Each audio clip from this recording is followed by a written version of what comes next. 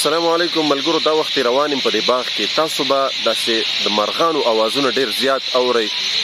که خیال هم کړی زما په دې ویډیو کې که تاسو اورئ، زه خو په دې ځای کې موجود یم نو زه ډېر زیات محسوسوم او ډېر زیات یې اورم، بلکې هر طرف نه د هرې ونې نه جدا جدا اوازونه چې دی د مرغانو را روان دي. دا د مرغانو اوازونه دا د معمولی او عام اوازونه نه دي، دا ډېر مخصوص اوازونه دي. دا مرغان په دې وخت کې زمونږ او ستاسو نه ډېر بهتر دي.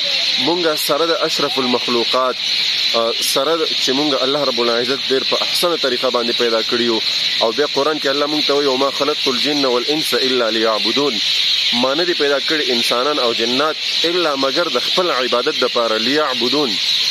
د هغې باوجود هم مونږ هغسې عبادت نه کوو کم چې پکار دی، هغه عملونه مونږ نه کوو کم چې مونږ ته پکار دي. دا مرغان که تاسو خیال کړی دی په دوو اوازونو کې ډېر چنچڼېږي او د خپل اوازونه کوي په دوو وختونو کې زیات، یو د سحر په وخت کې او یو د مازدیګر ماښام په وخت کې. څنګه چې قرآن کې الله فرمایي چې اشاره مونږ ته راکوي چې تاسو ما یاد کوئ سحر او ماښام. دا مرغان د هغې فرمان مطابق دی که تاسو خیال وکړئ سحر کې اوازونه کوي، ماښام کې اوازونه کوي، او دا اوازونه دا د الله رب العزت ذکر دی کوي، د الله په ذکر کې مشغول دی.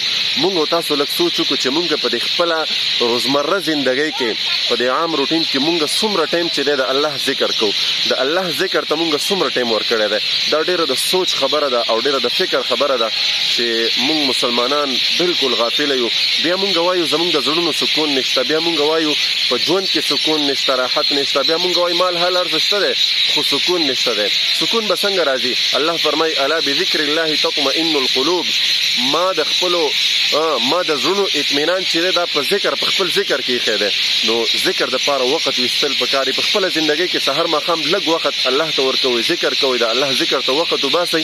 انشاءالله بیا تاسو ګورئ چې ستاسو په ژوند کې څومره سکون راځي، ستاسو زړونه څومره مطمئن کېږي. نو دا یو اهم پیغام په دې موقع باندې زما ذهن ته الله رب العزت راوستمل چې د خپلو ملګرو سره شیر کړم. اکثر ډېر ملګري وایي د زړونو سکون نشته او زړه بېقراره دی او مال حال پیسه شته خو د زړه اطمینان نشته دی. نو تاسو په خپله زندګۍ کې ذکر د الله راولئ او ذکر ته وخت وباسئ. انشاءالله بیا تاسو ګورئ چې د زړونو اطمینان څنګه راځي. الله دې د عمل کولو توفیق راکړي.